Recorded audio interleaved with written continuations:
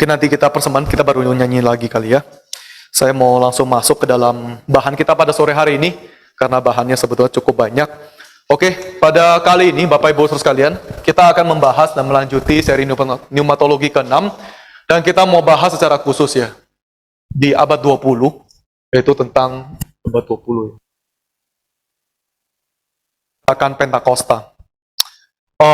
Dan kita akan menghabiskan cukup banyak waktu ya untuk membahas gerakan ini. Bahkan hari ini pun nggak cukup. Mungkin harus sampai pertemuan berikutnya untuk kita membahas gerakan Pentakosta. Karena gerakan ini begitu luas ya pertama-tama ya. Gerakan ini begitu luas.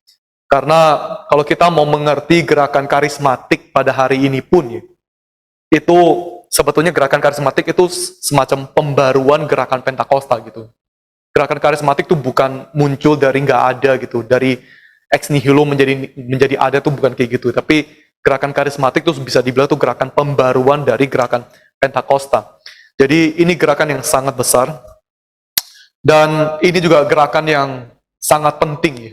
Pentingnya kenapa? Karena ini adalah gerakan yang sungguh-sungguh global gitu ya.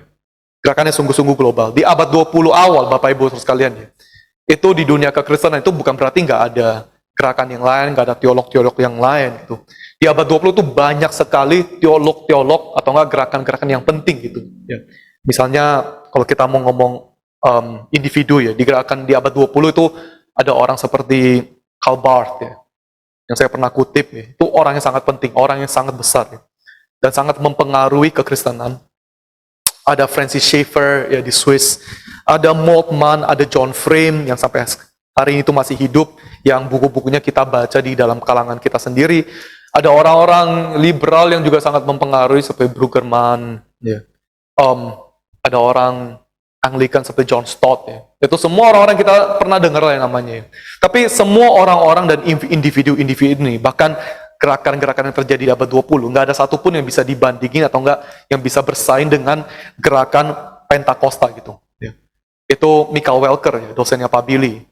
Dia pernah bilang bahwa, dan ini bukan observasi dia sih, tapi ini observasi umum ya. Dia bilang bahwa gerakan Pentakosta adalah gerakan yang bertumbuh tercepat dan juga adalah gerakan yang terbesar ya sepanjang sejarah gitu. Dari Adam sampai hari ini Bapak Ibu Saudara, gerakan kekristenan yang bertumbuh paling pesat, paling cepat dan paling besar itu gerakan Pentakosta. Ya. Ini gerakan yang begitu ada pengaruhnya di seluruh dunia gitu. Kalau kita ya sebagai orang Kristen atau bahkan sebagai orang Reform, kita nggak mengenal gerakan Pentakosta, kita tuh kayak hidup di dalam dunia sendiri gitu. Ya. Itu kayak seluruh dunia itu dipengaruhi oleh Pentakosta. Dan kalau kita sendiri nggak tahu apa itu gerakan Pentakosta, kita tuh benar-benar kayak hidup di dalam sumur gitu, ya, kayak katak di dalam sumurnya sendiri gitu. Itulah kenapa kita perlu menghabiskan banyak waktu untuk membahas gerakan ini. Dan kita juga perlu tahu bahwa Pentakosta ya dimulai dari abad 20 awal ya. Jadi tahun 1900 ya. Sampai sekarang 2022 ya. Gerakan Pentakosta tuh gak statis gitu. Ini gerakan yang udah 120 tahun kan ya. 120 tahun dari awalnya Pentakosta itu ada sampai Pentakosta hari ini, Pentakosta plus karismatik ya. Itu gak statis gitu ya. Itu bukan berarti mereka tuh selama-lamanya teologinya begini aja gitu ya. Itu ada perkembangannya ya. Kita hari ini mau melihat awalnya Pentakosta bagaimana, tetapi kenapa kita harus lanjut tim mempelajari lagi supaya kita bisa mengerti ya di dalam perkembangan mereka sekarang tuh hari ini tuh bagaimana, supaya kita sebagai orang Kristen ya, dan kalau kita mau kritis ya, kita tuh jangan asal kritik gitu. Kita juga jangan cuma asal kritik, Pentakosta begini, tapi sebetulnya yang kita kritisi ya, adalah Pentakosta yang lama gitu ya. Yang mereka sendiri secara internal mungkin udah ada klarifikasi ya. Dan itu sudah mereka ada solusinya, mereka ada tanggapannya. Tapi kita tetap hidup di dalam Pentakosta yang lama ini, ya. Padahal yang baru-baru yang ada perkembangan ini, ya. Justru ini yang tetap kita harus lihat ya. Perkembangan mereka gimana, respon mereka gimana. Dan hari ini yang kita perlu kritik gitu. Ya. Ini baru namanya kontekstualisasi. Jadi kita jangan salah kritik. Ya kita kan harus kritis ya. Kita bukan bilang kritik, kita harus kritis, tetapi ya kita harus tahu apa yang kita apa yang kita kritisi gitu ya. Jadi itulah kenapa sekali lagi ya, kita akan menghabiskan waktu cukup banyak di dalam gerakan Pentakosta. Pertama-tama ya, ketika kita menghadapi berinteraksi dengan gerakan Pentakosta, jangan terlalu negatif dulu, jangan terlalu negatif. Karena kita akan lihat secara doktrin keselamatan, ya, sebetulnya mereka tuh juga percaya kita hanya diselamatkan dengan iman melalui pekerjaan Yesus Kristus gitu. Mereka bukan kayak, ya pastinya ada perubahan, ada resepsi yang salah, tapi secara doktrin inti, mereka nggak menyangkali keselamatan hanya dalam Yesus Kristus. Itu penting. Kedua, karena ada perkembangannya, ada perubahannya ya. Kita juga harus bisa lihat bahwa ada grup-grup tertentu dalam Pentakosta yang sebetulnya itu bisa dilihat sangat-sangat positif ya. Salah satunya mungkin yang belakangan ini yaitu orang yang namanya Gordon Fee. Gordon Fee. Di dalam buku-bukunya tuh cuman GV gitu ya. Kita bahkan pengkhotbah-pengkhotbah di Reform pun ya, di gereja kita pun banyak sekali pakai buku-buku komentarnya Gordon Fee gitu. Dia salah satu ahli ya yang paling dihormati ya, berotoritas lah untuk perjanjian baru gitu. Dan ini orang Pentakosta gitu. Jadi ketika kita melihat Pentakosta dengan bahasa roh ya, dengan pengalaman-pengalamannya dan seterusnya ya, mementingkan Roh Kudus dan semua fenomena, kita jangan langsung kita tanggapi, oh orang Pentakosta mah semua orang goblok-goblok lah, orang nggak ngerti apa-apa gitu ya. Mereka nggak sedangkal yang apa yang kita bayangkan gitu. Benar-benar nggak sedangkal apa yang kita bayangkan. Ada orang-orang yang seperti Gordon Fee dan James Dunn misalnya. Itu di dalam dunia akademik itu sangat-sangat dihormati ya. Jadi jangan terlalu langsung ambil sikap negatif atau bahkan meremehkan ketika kita mempelajari gerakan Pentakosta. Sekali lagi, apa yang mereka bisa mencapai, itu kita sampai hari ini nggak bisa capai gitu. Mereka tuh benar-benar itu gerakan global, bukan cuma lokal, bukan cuma nasional, global. Mereka tuh menyentuh semua kontinen itu ada Pentakosta ya. Kita tuh harus bisa salut dengan satu hal ini. Saya masih ingat ya, ada satu pengalaman gitu di dalam gereja ya, di pusat waktu itu. Ada profesor itu Profesor Van der Kooi kalau kita masih ingat ya, datang ke Indonesia dan membawa seminar gitu. Dan dia bilang bahwa dia tuh sedang berinteraksi banyak, berdialog banyak, dan coba mau berdiskusi dengan aliran-aliran Pentakosta atau enggak aliran karismatik. Dia sih bilang kalimatnya karismatik lah ya, karismatik di Eropa gitu. Dan kita, orang-orang reform kita sendiri di Indonesia, ketika kita mendengar bahwa dosen ini sedang berdialog atau berdiskusi dengan aliran karismatik, wah itu bisa terasa, itu kayak pendengarnya tuh langsung gelisah gitu. Langsung gelisah, kayak gila, ini pembicara apa, ini profesor apa, ini kan karismatik kan nggak ada substansinya, karismatik kan nggak ada bahannya gitu. Buat apa diskusi kayak udah langsung ada sikap meremehkan gitu ya. Padahal karismatik yang kita kenal di Indonesia sama karismatik secara global atau mungkin karismatik yang di Eropa itu bisa berbeda gitu ya, bisa berbeda. Karismatik di sini yang kita jumpai mungkin adalah karismatik yang bisa dibilang secara teologis karismatik primitif misalnya. Tapi yang saya mau tekankan sekali lagi ya, jangan langsung gampang, jangan sombong. Jangan sombong gitu ya, jangan sombong, oh ya kita tuh reform, kita ada pengenalan, mereka nggak ada pengenalan. Tunggu dulu, mereka tuh bukan benar-benar nothing gitu ya, mereka juga ada something to offer. Oke? Jadi sikap ini, konteks ini ya, itu semua sangat penting ketika kita berinteraksi dengan gerakan Pentakosta. Dan yang pertama-tama ya, kita tuh mau membahas asal mulanya ya, origin. Bagaimana gerakan Pentakosta itu bisa bertumbuh dan berkembang. Dan ini satu hal yang agak sulit gitu, karena gerakan Pentakosta ya, itu berkembang begitu cepat secara global gitu ya. Di dalam waktu cuman beberapa tahun saja ya, gerakan Pentakosta itu benar-benar itu masuk ke setiap tempat, ke setiap negara dalam dunia gitu. Ya. Itulah kenapa sangat sulit untuk kita tuh bilang bahwa oh ya ini gerakan Pentakosta tuh mulainya tuh dari sini. Kenapa? Karena di dalam jarak berapa tahun di Korea ada Pentakosta, di Peru ya, Amerika Utara atau Selatan ya, Selatan itu ada Pentakosta. Di Amerika Utara sendiri ada Pentakosta. Di Asia sendiri ada Pentakosta. Di Afrika sendiri ada Pentakosta. Ya. Bahkan di China sendiri juga ada Pentakosta. Dan ini semua terjadi di dalam jangka beberapa tahun itu. Ya. Kayak paralel gitu. Semua terjadi. Jadi ketika kita tanya denominasi Pentakosta, ya kamu punya pendiri itu siapa gitu. Kamu punya founder, ya. Origin kamu tuh dari mana?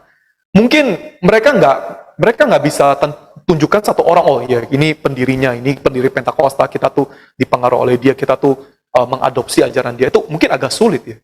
Karena pendirinya sendiri mungkin ya pasti ada foundernya lah, ada orang pertama di sini. Tetapi ketika dia menjalankan gerakan Pentakosta di tempatnya dia, di negaranya dia, itu hampir nggak ada relasinya atau kaitannya dengan pendiri yang asal itu, founder yang asal itu yang pertama. Sama seperti konteks kita hari ini ya. Kita bilang kita tuh reform kan, kita tuh gereja reform gitu. Ya. Tetapi kan Pak Tongas sering kali berulang-ulang kali kan bilang ya, kita tuh bukan reform Belanda gitu kan ya. Kita nggak pernah terima donasi ya, kita bukan Dutch reform ya, kita nggak ada kaitannya, kita bukan afiliasi, kita tuh mulai dari nol gitu. Kalau orang tanya kita pada hari ini, gerakan reform Injili, ya, itu originnya tuh dari mana ya? Kita bilang ya originalnya Pendeta Dr. Stephen Tong gitu, Indonesia. Tapi sebagai gerakan reform, kita tahu ya kita bukan benar-benar nol gitu kan. Kita ada mewariskan tradisi-tradisi reform Belanda, reform Jerman, reform Swiss, Calvin dan seterusnya gitu. Ya, kita ngerti ya, konsepnya itu sama gitu.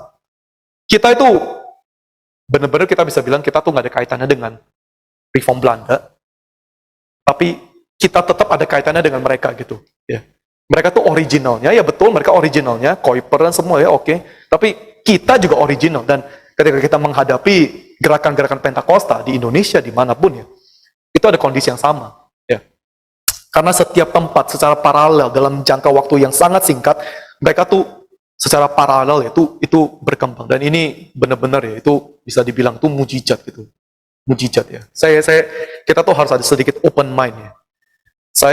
Kita bisa bilang ini pekerjaan setan atau apapun ya. Tapi dalam berapa tahun fenomena-fenomena Pentakosta, penyembuhan, bahasa roh, mujizat itu terjadi secara global ya. Itu di luar bayangan manusia gitu. Gak bisa kita bayangin gitu ya. Itu bukan satu persatu di sini ke sini paralel, nyebarnya tuh kayak virus gitu. Dan di setiap tempat ya, benar-benar ada laporan-laporan yang terjadi seperti itu. Ya kita bisa bilang itu psikis lah atau apa, kita bisa bilang itu pekerjaan setan, investasi setan, kalimatnya Patong sendiri. Tapi ya itu fakta gitu, ya itu fakta. Itu terjadi secara global dan ya itu bisa satu hal yang kita terus ingat ya. Ini bisa menjadi satu lesson yang penting bagi kita gitu. Oke. Jadi walaupun secara global dunia terjadi banyak sekali gerakan-gerakan Pentakosta, tapi kita bisa dengan aman bahwa untuk berkata bahwa Pentakosta ya itu dimulai oleh dua orang itu. Ini dua orang yang paling penting yang mempengaruhi gerakan ini. Ya. Yang pertama itu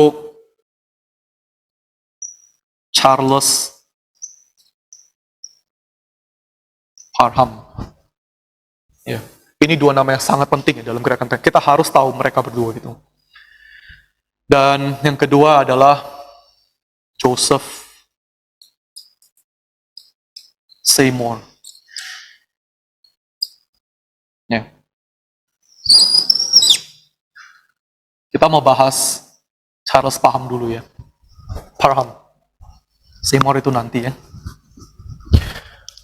Oke. Charles Fox Parham, ya, dengan aman kita bisa bilang bahwa dia adalah pendiri gerakan Pentakosta gitu. Kita kan seringkali mendengar, oh ya di Amerika gerakan Pentakosta karismatik itu mulai dari Azusa Street ya. Atau nggak sering mention ya, Azusa Street, orang bahasa roh. Tapi sebelum Azusa Street, itu ada Parham gitu. Ya. Itu mujizat-mujizat bahasa roh ya. Itu semua dimulai dari Parham di state Topeka, ya. Di Topeka State di Amerika. Kenapa hari ini mungkin Azusa Street itu lebih terkenal daripada Topeka, daripada Charles Parham, gara-gara Parham itu seorang rasis gitu. Ya, dia seorang rasis. Dia rasis terhadap orang-orang kulit hitam. Ya. Dia sendiri nggak mengizinkan orang kulit putih itu berinteraksi dengan orang kulit hitam. Itu salah satu alasannya kenapa ya hari ini tuh Parham tuh lebih jarang untuk kita dengar, lebih jarang disebut gara-gara ya dia akhir hidup dia tuh banyak nodanya ya. Dia juga ada perzinahan dengan seseorang dan seterusnya gitu. Dia dituntut dan akhirnya ya dia kehilangan kredibilitas dan dia rasis. Jadi orang kayak mungkin udah mulai mengabaikan dia. Mungkin orang-orang Pentakosta sendiri juga malu ya kalau mereka nyebutnya Parham. Itulah kenapa mungkin lebih banyak orang tuh menyebut Azusa Street. By BTW, Azusa Street itu dimulai oleh Joseph Seymour gitu. Ya. Tapi sebetulnya awal mulanya itu adalah Charles Fox Parham di Topeka. Oke, Charles Parham sendiri dia adalah orang Kristen Metodis, ya, orang Kristen Metodis dan sama kayak Soko Sukman. Dan bahkan dia menjadi itu ya, dia belajar dan dia menjadi pendeta Metodis. Walaupun dia akhirnya meninggalkan juga gereja Metodis gara-gara dia merasa bahwa di gereja Metodis itu gereja tradisional terlalu banyak hierarki, ya. Ordo itu terlalu dipentingkan, dan dia juga merasa bahwa teologinya atau khotbah-khotbahnya ya itu terlalu kering gitu, highly intelektual ya. Jangan lupa seperti pertemuan kita terakhir abad 19 ya, secara kekristenan itu kan abad intelektual ya, abad pengetahuan, enlightenment, Hegel, Schleiermacher dan seterusnya. Knowledge is king gitu. Pengetahuan itu raja, dan itu sangat mempengaruhi gereja juga yang menjadi gereja sangat rasionalis ya. Doktrin, pengenalan itu sangat ditinggikan. Dan ya untuk Parham sendiri ya, gereja demikian ya dengan penekanannya dalam intelektual ya itu menjadi gereja yang sangat mati gitu ya. Gereja yang hanya tahu intelektual tapi ya dead gitu. Ya kering ya dalam kalimat dia. Jadi kita bisa lihat bahkan sampai abad 20 pun ya, itu racun-racun atau enggak hal-hal yang buruk dari abad-abad sebelumnya itu tetap masih sangat hidup ya di dalam abad 20 ini ya. Ortodoksi, gereja meninggikan confession, tradisi-tradisi sendiri, ya bangga atas doktrin dia mereka sendiri, intelektual, rasionalisme yang sangat ditinggikan, itu benar-benar tetap masih sangat hidup di abad 20. Tetapi Parham sendiri yang di gereja Metodis, dia juga sangat mengenal gerakan-gerakan holiness, gerakan-gerakan pietis, ya. Seperti yang diajarkan oleh John Wesley, John Wesley kan Metodis gitu. Jadi dia tetap ada dipengaruhi oleh ajaran-ajaran pietis seperti itu ya, dan dia anggap ya ini kering lah. Jadi dia meninggalkan gereja Metodis dan dia mulai menjadi pendeta yang ya pendeta muter-muter lah, itinerant preacher gitu ya. Dia di kemana-mana, dia bikin KKR atau dia kemana-mana ke gereja. Dia tuh mulai mengenal, dia mulai dia melayani ya secara bebas gitu.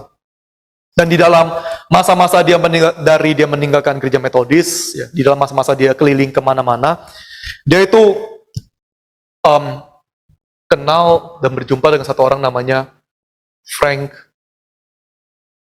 Sanford.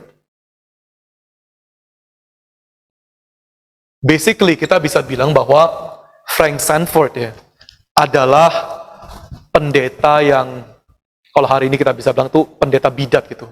Ini benar-benar pendeta bidat.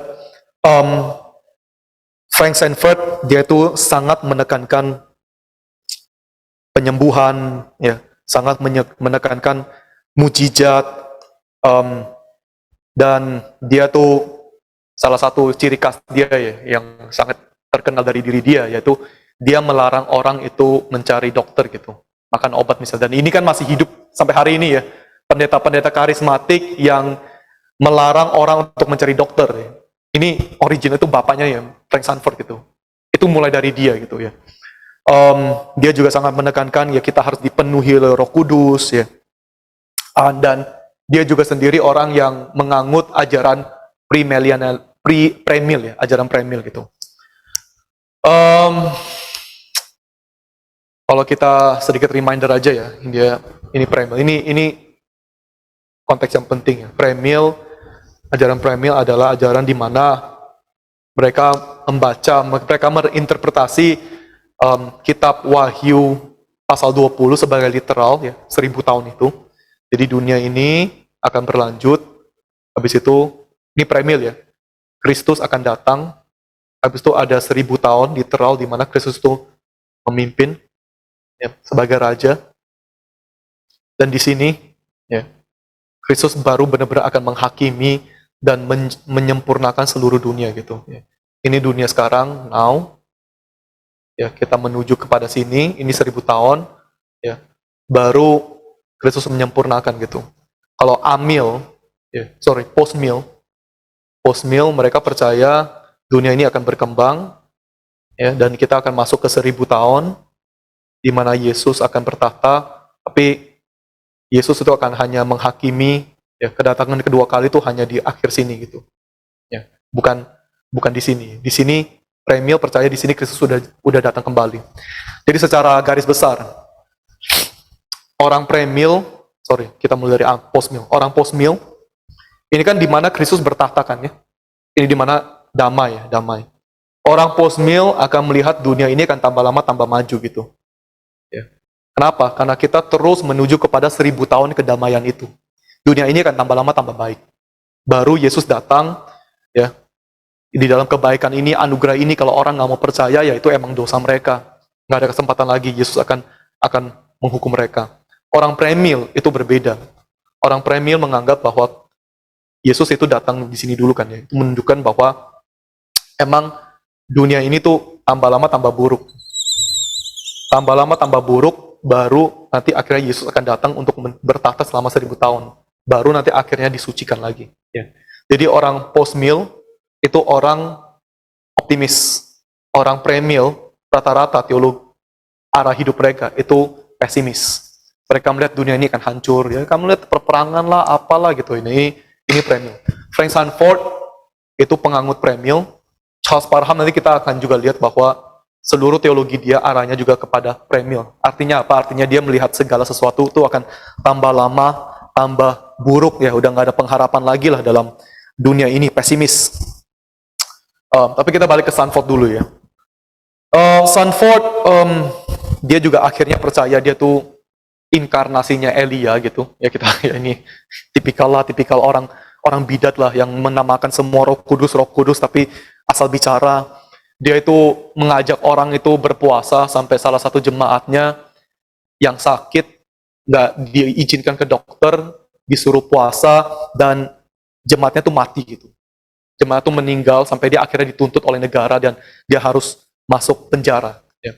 Tapi yang saya mau ingatkan lagi ya, Bapak Ibu Saudara sekalian ya, adalah penekanan ajaran Roh Kudus kepada fenomena, mujizat, ya pengalaman, dan extraordinary itu bukan satu hal yang baru di zaman 20 kan ya. Kita udah pernah lihat orang-orang Quakers ya, orang-orang Anabaptis, orang-orang entusias, itu bibit bobotnya tuh ada gitu. Ya. Dan itu nggak hilang-hilang. Ya. Itu kenapa ada hal-hal seperti ini, ada orang-orang bidat seperti ini di abad 20, itu bukan sekali lagi, bukan ex nihilo gitu. Itu nggak muncul tiba-tiba, itu benar-benar ada tradisinya. Itulah kenapa kita sebagai gereja, sebagai komunitas ya, tetap harus sangat hati-hati dengan apa yang kita bangunkan. Ya. Itu benar-benar bisa berpengaruh. Siapa bisa bayangkan ya? Orang-orang Puritan atau orang-orang Quakers ya. Bahkan orang-orang Quakers sendiri mereka juga nggak mungkin bisa bayangkan lah ya. Berapa ratus tahun kemudian ada orang yang sangat dipengaruhi oleh teologi mereka, penekanan mereka, sampai membuat orang tuh mati gitu. Mati kelaparan, gara-gara sakit nggak diizinkan ke dokter, begitu bidat ya. Ada aja ya, ada pengaruhnya juga. Um, Parham itu sangat dipengaruhi oleh Sanford gara-gara Parham sendiri, kemungkinan besar ya. Gara-gara Parham sendiri itu dari kecil tuh kondisi tubuhnya tuh lemah gitu. Dia tuh sakit-sakitan dan dia tuh nggak bisa sembuh. Itulah mungkin kenapa dia sangat sangat dipengaruhi ya. Ada pengharapan di dalam Sanford yang sekali lagi menekankan penyembuhan, ya, dunia yang kacau. Ya.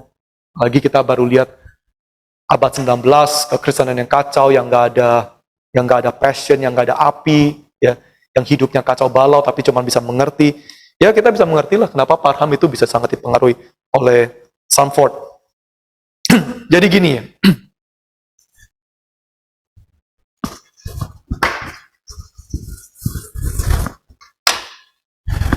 Dalam satu sisi, ya, ini kita ngomong teologinya ya.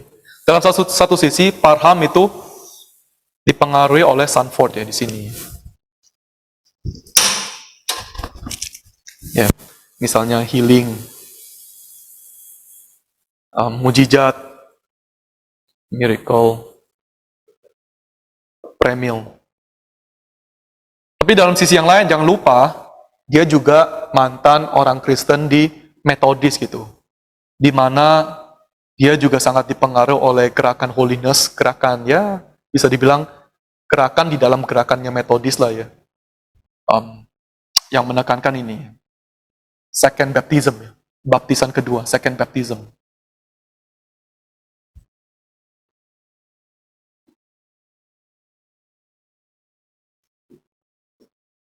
Kita masih ingat kan ya, bagaimana John Wesley, dia menekankan bahwa semua orang tuh harus dibaptis 2 kali. Ya, kita percaya kepada Yesus, ya oke, kita semua percaya oke, tapi untuk kita bisa sungguh-sungguh dilepaskan, disucikan dari dosa kita, untuk kita bisa hidup tanpa cacat, sinless perfection, ya, kita perlu second baptism gitu. Ya, kita perlu dibaptis oleh Roh Kudus. Sebetulnya dari sudut pandang reform ya, dari sudut pandang kita ya, kita nggak anggap itu itu bukan baptisan kedua. Kita mungkin ya kita bisa mengerti sebagai ya John Wesley kemungkinan besar sebelumnya ya itu belum lahir baru lah. Dia mengenal kekristenan, dia tahu Kristus, dia tahu Injil, tapi dia belum sungguh-sungguh lahir baru gitu. Ya, dan pengalaman baptisan kedua dia itu sebetulnya itu pengalaman lahir baru. Tapi dia menganggap bahwa itu adalah second baptism. Baptisan kedua kenapa? Karena dia bilang, saya dari dulu di gereja, saya udah tahu cerita Injil, sombong bilang saya percaya, ya percaya juga gitu ya. Tapi dari sudut pandang kita, lebih tepat untuk kita berkata bahwa ya itu kelahiran baru dia. Kalau kita mau bilang percaya, murid-murid juga semua percaya kok. Murid-murid nggak ada yang nggak percaya, Yudas juga percaya. Tapi mereka kan dilahir barukan ya, di dalam Pentakosta kan ya, ketika Roh Kudus itu datang gitu. Tapi itu bukan second baptism ya, itu cuma baptisan Roh Kudus yang memperbarui ya. Jadi Charles Parham dengan pengaruhnya Wesley di sini, dengan pengaruhnya Sanford di sini, dia akhirnya ada ya teologi dia sendiri ya. Ini disebut sebagai 4 pilar ya, the 4 pillars ya. The 4 pillars of Pentakosta ya. Pentecost movement. 4 teologi dari gerakan Pentakosta, dan semua gerakan Pentakosta, Indonesia, Cina, Afrika, Korea, mau apapun ya, mereka itu memegang 4 tiang ini. Baptism healing. Pertama-tama yaitu salvation, keselamatan. Kedua itu baptism in the Holy Spirit, baptisan Roh Kudus, Holy Spirit. Ketiga itu healing, penyembuhan. Keempat itu akhir zaman, ya, end of times, ya. Kita bisa lihat penekanan healing, end of times, ya. Ini akhir zaman itu dari Sanford, ya. Salvation, keselamatan di dalam Kristus, ya tetap Injili dari Metodis. baptisan Roh Kudus, ya. Baptisan kedua itu juga dari John Wesley, ya. Jadi dia tuh kayak campur ya, tradisi dan background dia menjadi satu. Dan ini adalah 4 hal yang paling penting, 4 teologi paling fondasional di dalam gerakan Pentakosta. Tetapi Parham sendiri ada basisnya sendiri ya. Itu ada gini, saya jelasin aja gitu. Dia mendasari 4 yang ini dari interpretasi dia terhadap Yoel, ya, ini pentingnya. Yoel 2:23. Ya. Yoel 2:23. Saya coba membacakannya ya.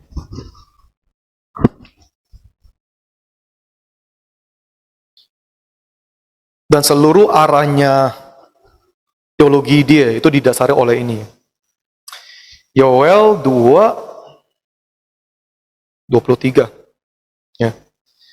Hai Bani Sion, bersorak-soraklah dan bersukacitalah karena Tuhan Allahmu. Sebab telah diberikannya kepadamu hujan pada awal musim dengan adilnya, dan diturunkannya kepadamu hujan. Nah, ini yang paling penting, kalimat terakhir. Hujan pada awal dan hujan pada akhir musim. Jadi gini, Charles Parham berdasarkan Yoel pasal 2 ayat 23 ini, dia berkata bahwa hujan pada awal ya, itu adalah kejadian Pentakosta di kitab Kisah Rasul. Ya, itu hujan awal.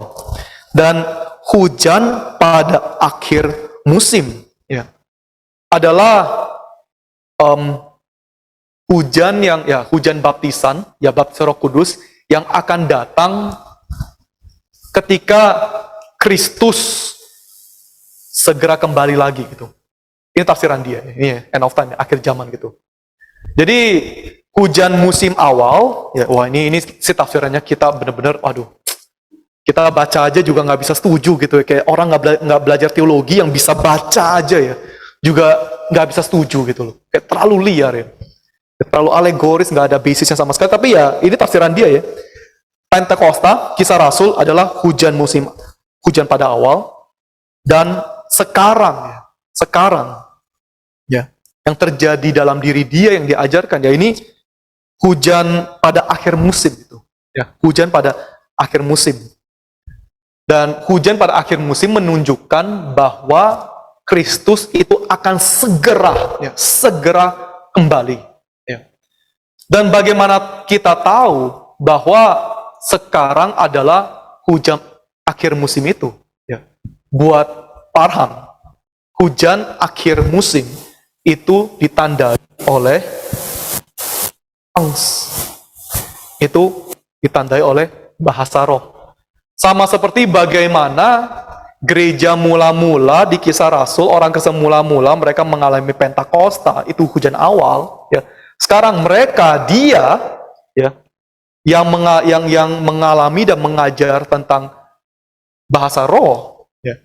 Ya dia anggap ya itulah tanda dari apa? Tanda dari baptisan Roh Kudus. Ya. Tanda dari baptisan Roh Kudus dan tanda dari hujan akhir musim itu. Ya. Ya, ini bahasa roh ya Bapak Ibu Saudara itu mulai dari sini gitu. Untuk Parham yang namanya getar-getar ya, teriak-teriak, ya, ketawa-ketawa, guling-guling, itu semua bukan tanda dari baptisan Roh Kudus. Buat dia, tanda dari baptisan Roh Kudus adalah bahasa roh gitu. Bahasa roh. Jadi bahasa roh ya, untuk Parham itu ada 3 fungsi, ya, 3 fungsi yang besar. Pertama-tama, bahasa roh itulah tanda kamu itu dibaptis oleh Roh Kudus. Baptis ya. Baptism. Ya, di sini.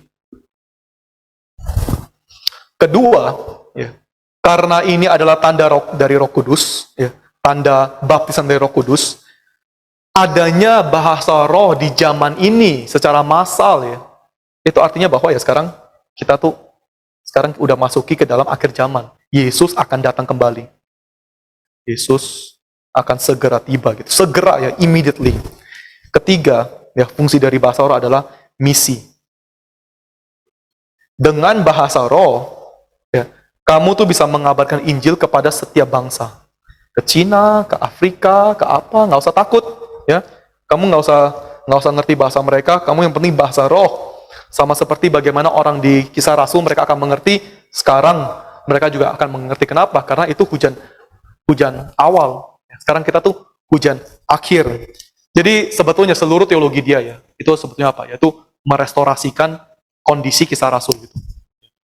Dengan merestorasikan kondisi Kisah Rasul, dia coba membuktikan bahwa ya itu betul ya, ini hujan musim akhir zaman sudah akan tiba. Tandanya dari mana ya? Kita semua juga bisa berbahasa roh gitu. Kita semua juga bisa berbahasa roh. Ini penting ya bagi fungsi ya. 3 fungsi bahasa roh bagi orang-orang Pentakosta. Jadi gini, Bapak Ibu Saudara sekalian ya. Kita harus tahu kan ini tiangnya mereka kan ya. Ketika kita kritik orang-orang Pentakosta, kita jangan bilang bahwa bukti kamu diselamatkan adalah bahasa roh. Bukan.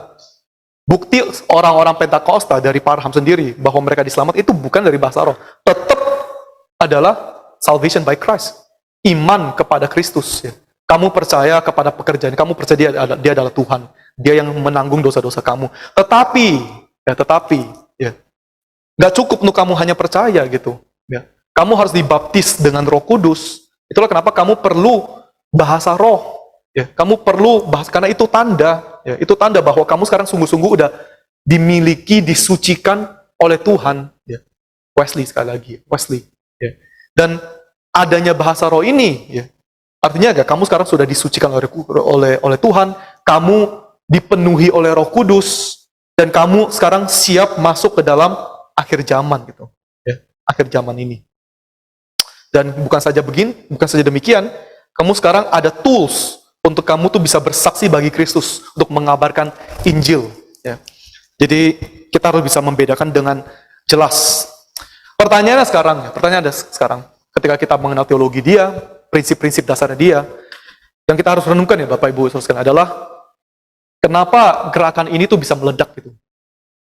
Kenapa bisa begitu meledak di seluruh dunia gitu. Kita bisa dengan gampang ya kalau kita mau lebih negatif gitu, kalau kita bisa bilang ini emang gerakan dipakai oleh setan gitu ya. Kan Pak Tong sering bilang bahwa ini adalah investasi setan kan ya. Kita bisa dengan gampang ngomong kayak gitu sih. Tapi ketika kita bilang bahwa ini adalah investasi setan ya, kita juga sebetulnya nggak menjelaskan apapun gitu. Nggak menjelaskan apapun. Ada alasannya ya. Kenapa gerakan Pentakosta di abad 20 itu meledak? Tapi hari ini juga nggak gitu meledak. Hari ini karismatik lebih meledak daripada mereka. Kenapa gitu ya? Dua-duanya kalau kita mau negatif, kita bisa bilang dua-duanya adalah alat setan kan ya. Tapi kenapa sekarang karismatik lebih meledak, bukan Pentakosta lebih meledak? Ya pasti ada konteksnya gitu. Dan dari saya pribadi ya, ketika saya merenungkan gerakan ini gitu, ada beberapa alasan yang saya pikir ya, yang membuat gerakan Pentakosta itu meledak secara global gitu. Global. Pertama-tama ya, bukan mungkin ya, tapi pertama-tama ya kita bisa lihat kondisi kekristenan di saat itu kan sangat kering sekali lagi ya, balik lagi kepada yang sebelumnya, poin yang sebelumnya, itu kering, highly intellectual ya.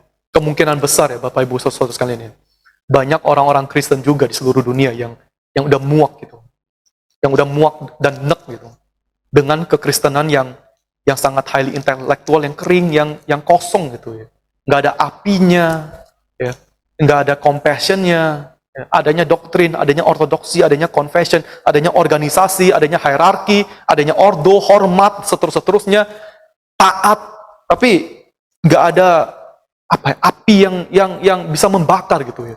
Dan gerakan Pentakosta itu memberikan mereka alternatif ini. Itu seperti api gitu ya, yang membakar ya. Ini kayak ini sesuatu hal yang berbeda dengan kekristenan yang mereka hadapi di saat itu. Itu mungkin yang pertama gitu. Konteksnya ya, itu sungguh-sungguh cocok ya. Dia tuh kasih memberikan alternatif gitu. Inilah kekristenan. Kekristenan harusnya begini, passion, bahasa roh, ya, mujizat, penyembuhan nyata, bukan cuma abstrak, memikirkan doktrin saja, itu kan semua abstrak paper gitu kan. Tapi ini penyembuhan, orang yang lumpuh bangkit, orang yang dulu nggak bergairah sekarang bergairah, bernyanyi, berbahasa roh, bergetar-getar. Wah, ya kita bisa mengerti kenapa pertama-tama gerakan ini tuh bisa diterima. Kedua, ya adalah ajaran dari gerakan ini itu simple gitu, itu gampang. Saya pikir ini faktor yang kita juga harus perhatikan. Kalau gerakan mau meledak, gerakan itu nggak boleh menjadi nggak bisa menjadi terlalu kompleks, Bapak. Nggak bisa menjadi terlalu kompleks. Alasannya kenapa Pentakosta itu bisa meledak, alasan kedua adalah ajaran itu mereka gampang gitu. Itu literal. Ya. Ajarannya bagaimana? Buka aja Kisah Rasul pasal 2. Ya, nggak usah ditafsir apa-apa, kan kita baca aja. Oh, kekristenan harusnya begini. Ini Pentakosta. Ini tanda Roh Kudus, bahasa roh. Ya udah. Diulangi lagi gitu. Diulangi lagi. Siapapun yang bisa baca, anak kecil SD pun ya, ketika mereka baca Alkitab dan mereka melihat gerakan ini, ya mereka langsung nangkep. Gampang gitu. Nggak perlu diproses. Ya. Itulah kenapa mungkin orang-orang Kristen yang sebelumnya di dalam gereja ortodoks yang merasa bahwa kekristenan itu tambah lama, tambah sulit, tambah kompleks. Karl Barth dengan bukunya yang begini besar, semua teolog-teolog yang luar biasa pinter kayak gitu, ya. Kayak mereka juga merasa kayak, kok kayak gini kekristenan ya? Kok saya nggak ngerti apa-apa juga? Ya. Ini mirip sekali ya dengan reformasi. Mirip sekali dengan reformasi. Di zaman reformasi, orang Kristen nggak ngerti apa-apa kan ya. Justru, sorry, ya. Justru ini mirip tapi dengan negatifnya gitu ya. Tapi mirip dengan sisi yang lain gitu. Ya. Di zamannya reformasi, ya, orang Kristen itu pendidikannya sama. Pendidikannya tuh rendah ya.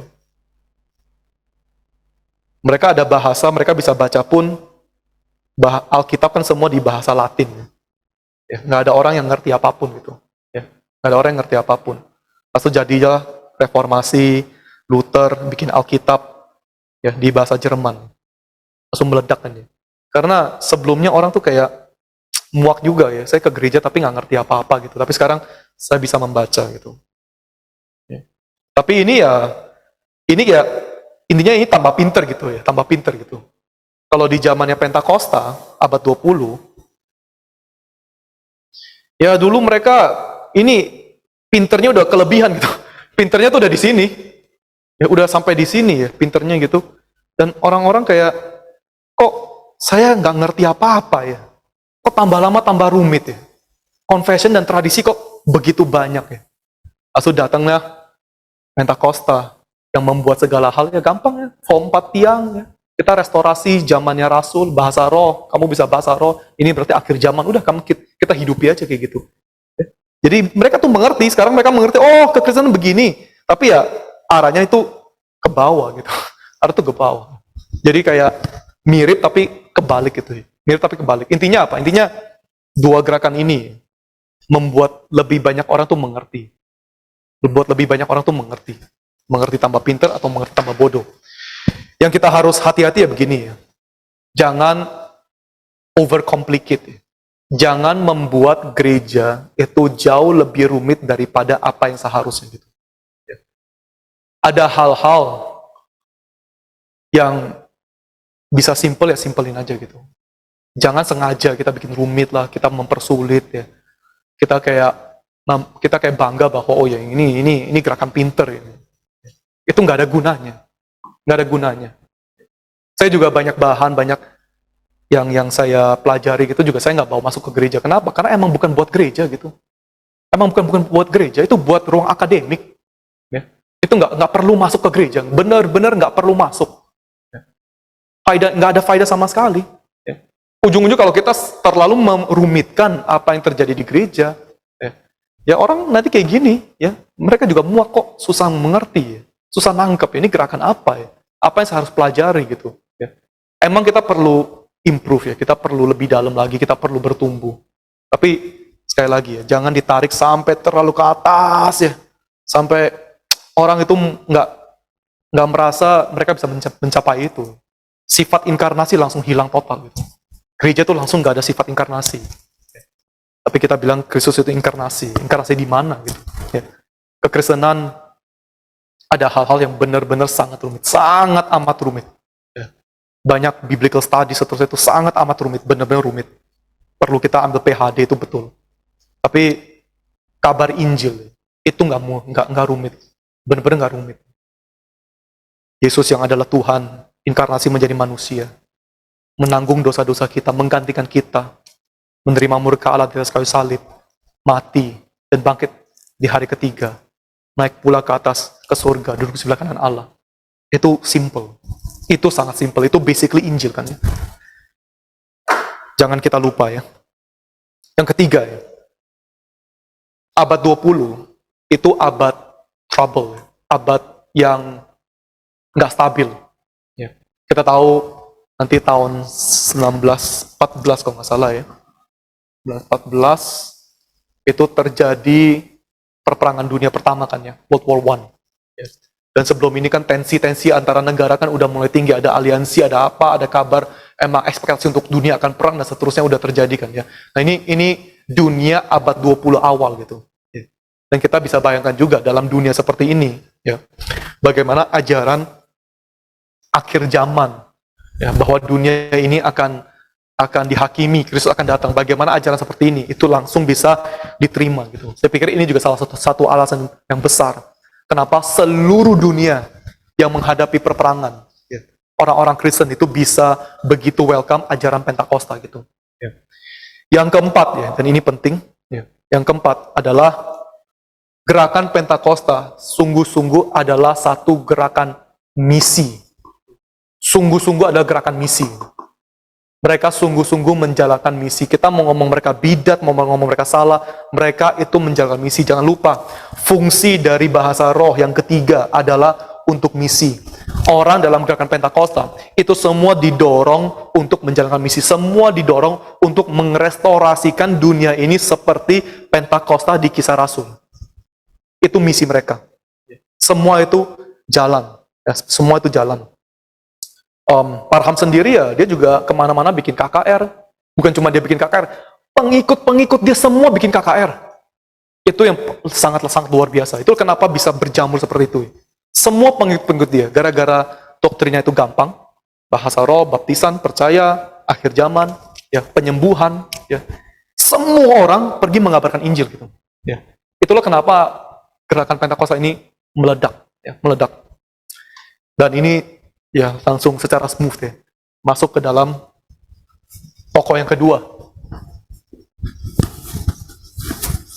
yaitu Joseph Seymour.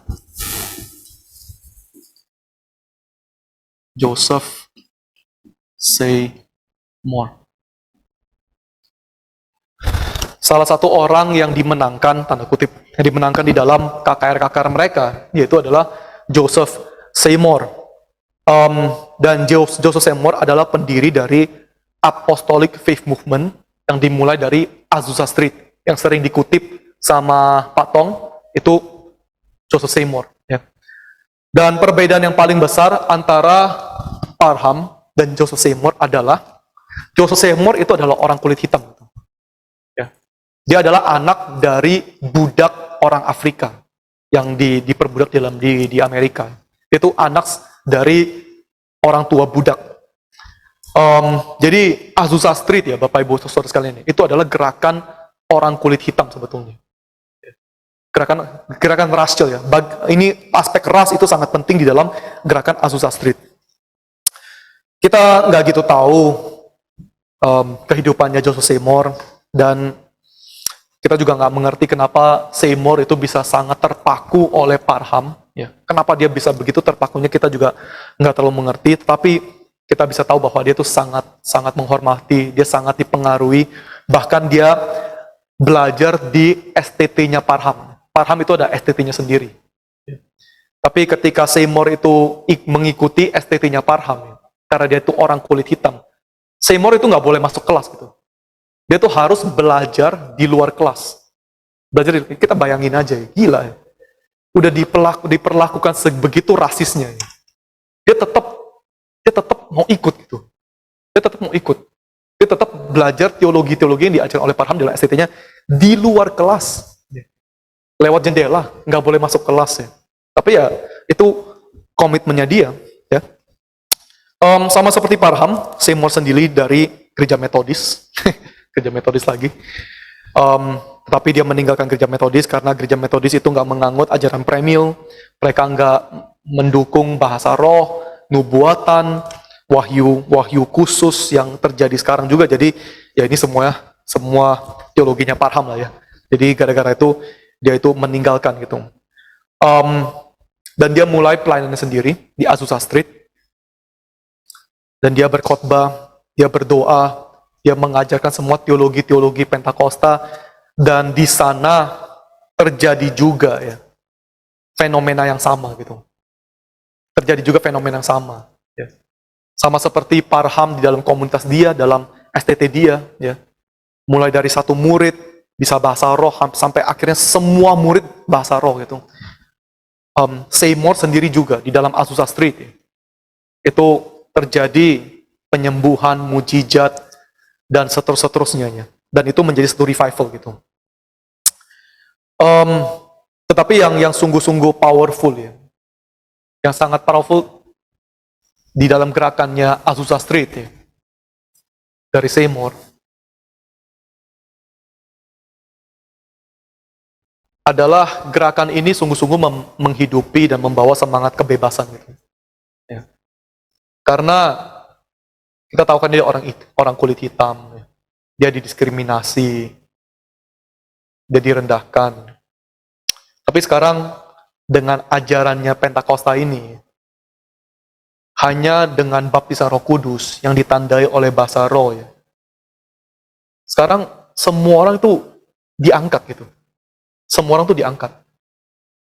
Kita semua sekarang menjadi sama orang yang dipenuhi oleh Roh Kudus. Dipenuhi oleh Roh Kudus. Dan gerakan Seymour yang dipenuhi oleh orang-orang hitam yang di saat itu masih begitu rasis ya. Ini ada appeal-nya gitu, ada daya tariknya. Karena mereka sendiri kan rendah gitu ya, diremehkan. Tapi sekarang gara-gara ini ya, mereka sekarang bisa sama levelnya dengan semua orang gitu ya. Dengan saya bisa dibaptis oleh Roh Kudus dan saya bisa membuktikan tandanya melalui bahasa roh ya. Sekarang saya udah nggak beda lagi sama kamu ya. Nggak beda lagi ya. Saya sama. Kita semua dipenuhi oleh Roh Kudus. Kita semua dekat dengan Tuhan ya.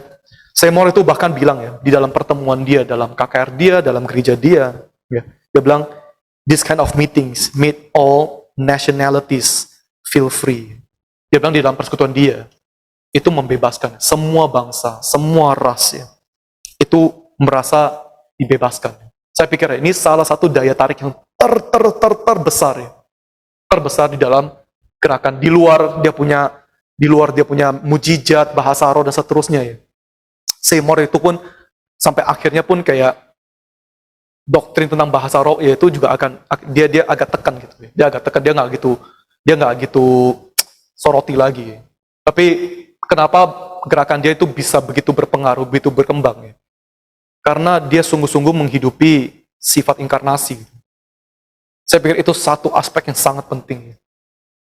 Walaupun caranya salah ya, kita bisa kritik dan seterusnya, tapi dia benar-benar menghidupi sifat inkarnasi, menurun dan membebaskan.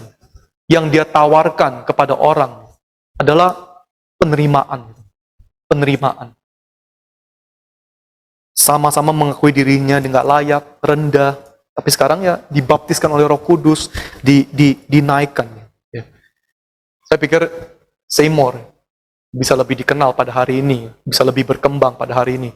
Ya, gara-gara ya secara sosial ya. Mungkin ini aspek yang penting gitu. Sifat inkarnasi itu jauh lebih hidup di dalam gereja dia, dalam gerakan dia dibanding Parham. Nah, jadi akhirnya ya, ini udah terakhir ya Bapak Ibu. Ini kan banyak ya, ini udah terakhir. Akhirnya dia ada gerakannya sendiri, walaupun sama-sama Pentakosta, dan kita akan lihat ya, ini terjadi di dalam perkembangan Pentakosta. Karena Pentakosta sendiri nggak ada teologi, confession, atau pengakuan yang kokoh ya. Kita bisa lihat ya, gerakan Pentakosta itu akhirnya ya terpecah belah. Seymour sama Parham itu ya jadi konflik ya. Ketika Parham lihat si Seymour, ya, Dia udah mulai berkembang, ada revival, ada orang sekali datang 10.000 ya, dari cuman persekutuan doa yang cuman berapa orang, 10 orang, 30 orang, tiba-tiba meledak jadi 10.000 orang. Ya. Parham itu mau mencoba untuk take over gitu. Take over gerakannya ini. Gerakannya si Seymour. Dan Seymour, ya gara-gara ini kan dia guru besar dia kan. Ya Seymour sih oke-oke aja.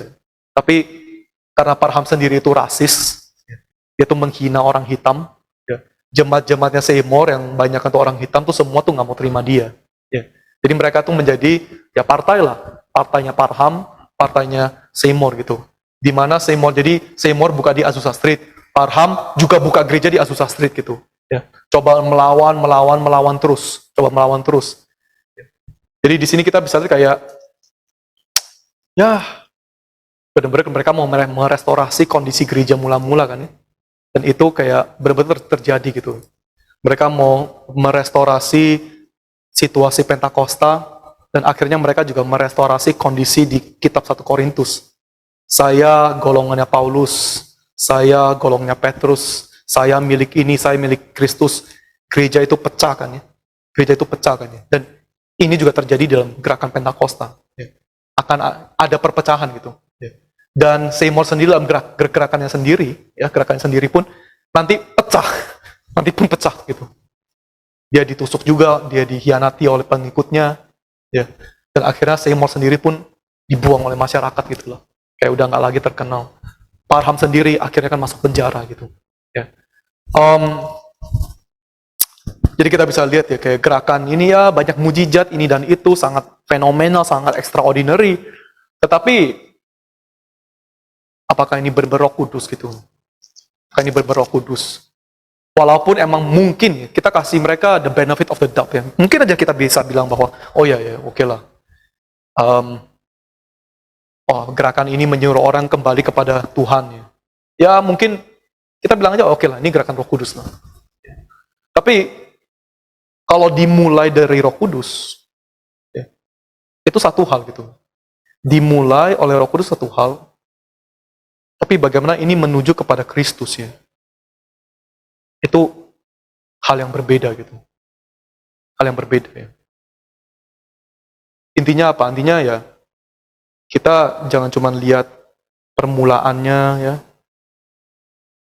tapi bagaimana intinya semua orang tuh harus kembali kepada Kristus gitu. Ini yang paling penting. Gerakan-gerakan yang hanya mau replicate atau nggak meniru tuh permulaan ini karena mereka anggap ini adalah Roh Kudus. Mereka juga mungkin harus lihat apa yang terjadi setelahnya di dalam gerakan Pentakosta ya. Ini tuh nggak terjadi gitu ya. Kembali kepada Kristus itu nggak terjadi. Dan kita bisa bilang ya sebetulnya kalau kayak gini ya gagal gitu. Ya. Semua gerakan mau apapun ya, itu harus kembali kepada Kristus gitu. Bahkan orang yang mulainya itu salah ya, ini salah ya, gerakan bidat atau apapun ya. Kalau dia dari yang salah bisa menuju yang kepada Kristus ya, ini justru yang kita harus pelajari gitu. Ini yang kita harus teladani gitu. Bagaimana dia mulai dari salah. Ini kan mirip dengan Paulus kan ya. Paulus kan kayak gitu mulai dari yang salah, membunuh, menganiaya, tapi dia kan kembali kepada Paulus, kepada Kristus gitu. Apakah kita gitu bodoh gitu? Oh ya Paulus lihat tuh, Paulus ya. Dia kembali kepada Kristus ya. Dia menganiaya orang-orang Kristen. Mari kita juga menganiaya orang Kristen. Kan konyol sekali kan ya. Tapi kan kita belajar prinsipnya, perkembangannya, totalitasnya ya. Itu yang kita terima gitu. Tapi kalau hari ini ya kita orang-orang Kristen hanya melihat oh ininya tuh lihat berkembang pesat dan seterusnya. Tapi ujung-ujungnya nggak kembali kepada Kristus ya. Buat apa? Dan hal ini bukan cuma kita yang sadari ya. Orang-orang Pentakosta sendiri secara internal mereka juga sadari. Ya, itulah kenapa nanti Pentakosta sendiri ada perkembangannya ya. Mereka tahu bahwa nggak bisa begini-begini saja gitu. Nggak bisa kita cuma pertahankan gini, harus ada perubahan-perubahan. Harus kita definisi lagi apa itu baptisan Roh Kudus. Pentingnya atau fungsinya bahasa roh itu di mana. Dan ini baru kita masuk kepada Pentakosta pada hari ini. Jadi pertemuan berikutnya, kita akan lihat perkembangannya, dan mungkin ya kita langsung masuk ke gerakan pembaruan Pentakosta, itu sebetulnya itu gerakan karismatik. Gerakan karismatik bagaimana itu shift, ada perubahan. Oke, materinya sampai di sini aja pada hari ini.